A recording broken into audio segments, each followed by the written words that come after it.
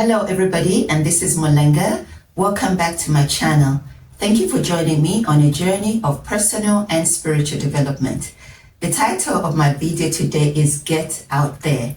And the reason for that is because we need to get out there and make things happen. So as always, I like to use a scripture to just help us understand that the Bible is a practical book and it can be applied today.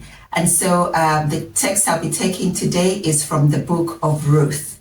And let's just give a background to the story. So there was a woman called Naomi who had moved to a land called Moab.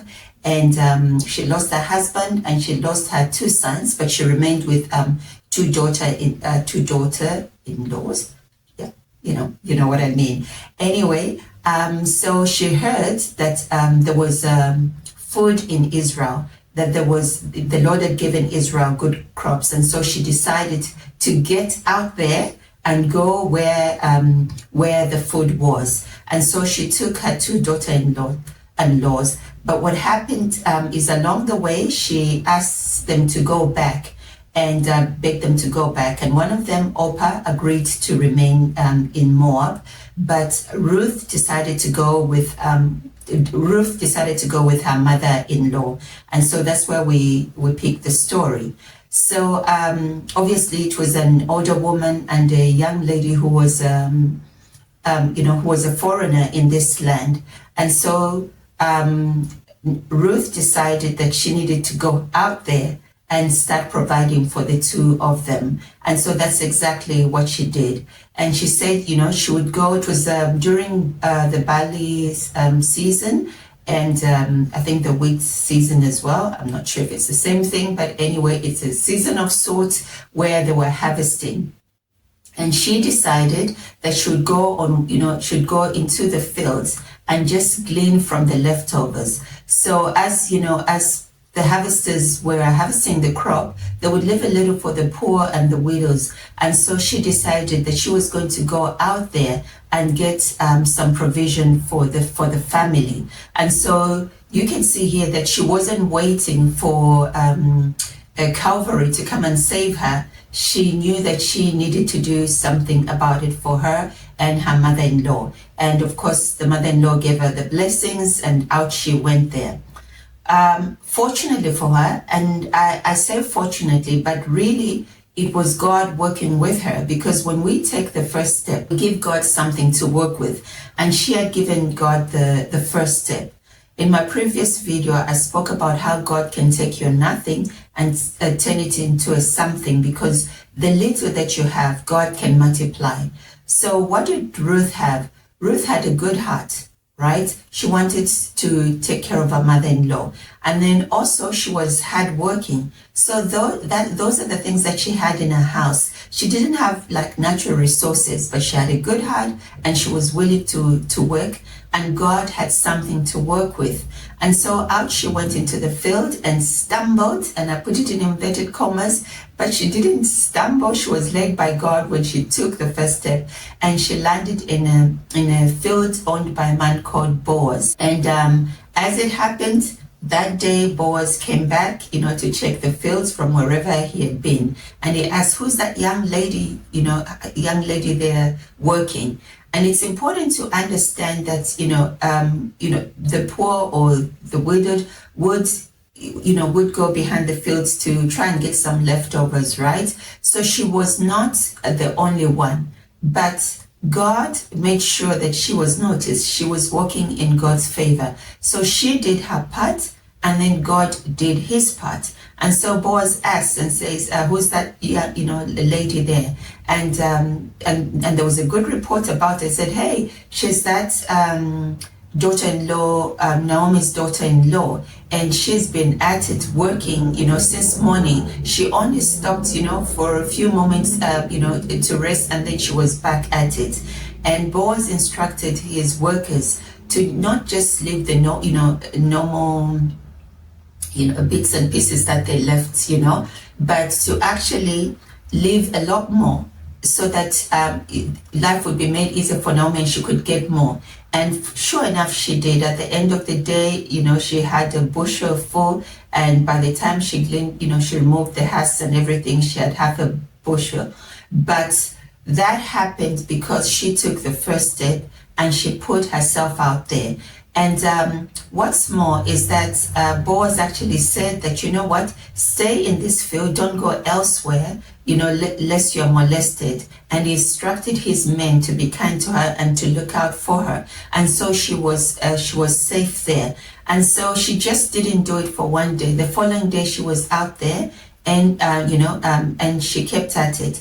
And Boaz also instructed her to have some of their foods, some of their lunch, and to drink, from their supply. And so Ruth took the first step, but God didn't just meet her halfway. He went over her and above.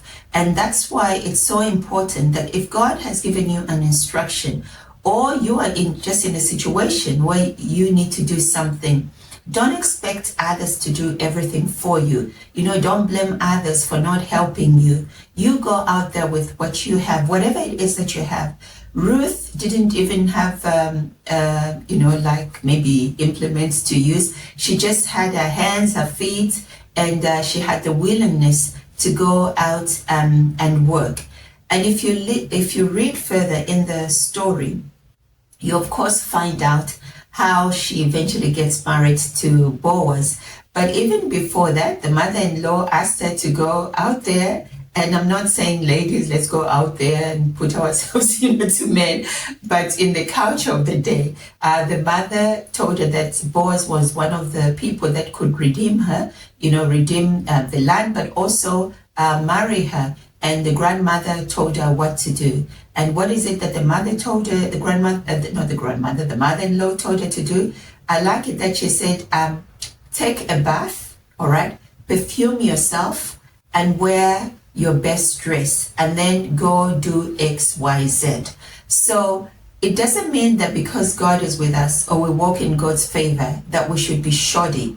Give out your best. Do the best with what you have. So in this case, you obviously know, Ruth was in her work clothes, but this time the mother-in-law told her, you know what, take a bath, perfume yourself, smell good, look good, right? And wear your best dress, and then go and do this as is the custom of the time.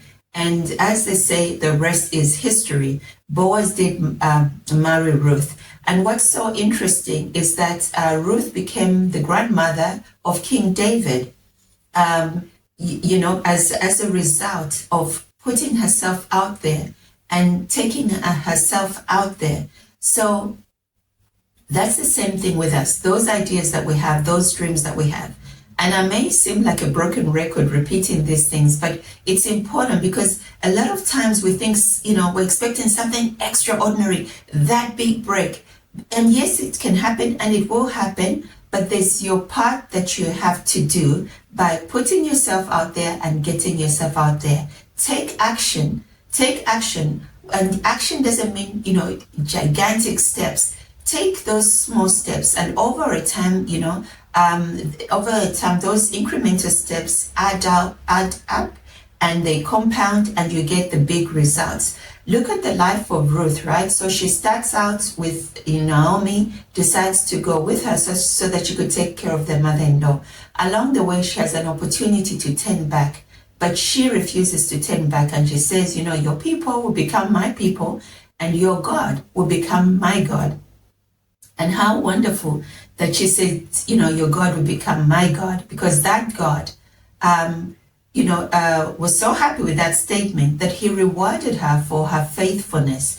And so we see that it's incremental, it's progression. She gets there, she decides, wow, whatever, maybe they had a little bit of food, it's run out, I need to do something. She goes to a field, she meets with favor. She continues to go there. And eventually, as I said, she got married. From eating leftovers, now she was the lady of the land, and she could eat as much as she wanted. I suppose she co-owned because they're in covenant. So whatever was Boaz was hers as well. So I just finished with this. What has God instructed you to do? Or what is it that you have in your mind? That book that you haven't started writing, that could be the door or the seed of that breakthrough that you want. That person that you need to call them. That is the seed of the next step. You know, a lot of times we're waiting for God to give us the whole big picture. But you know what? He just gives you that instruction for that next step. And as you take that next step, then he'll give you the instruction for the next step. So just start with the next step. Go out there, take action, and do what you're supposed to do. Don't wait for the Calvary. You are the help you've been waiting for.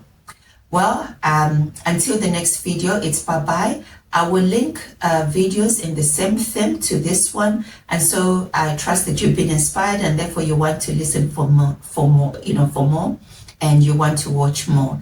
Also, be sure to share with somebody who may need this message. And if you haven't subscribed, please do so. I would really, really appreciate it. Until the next one, it's bye-bye.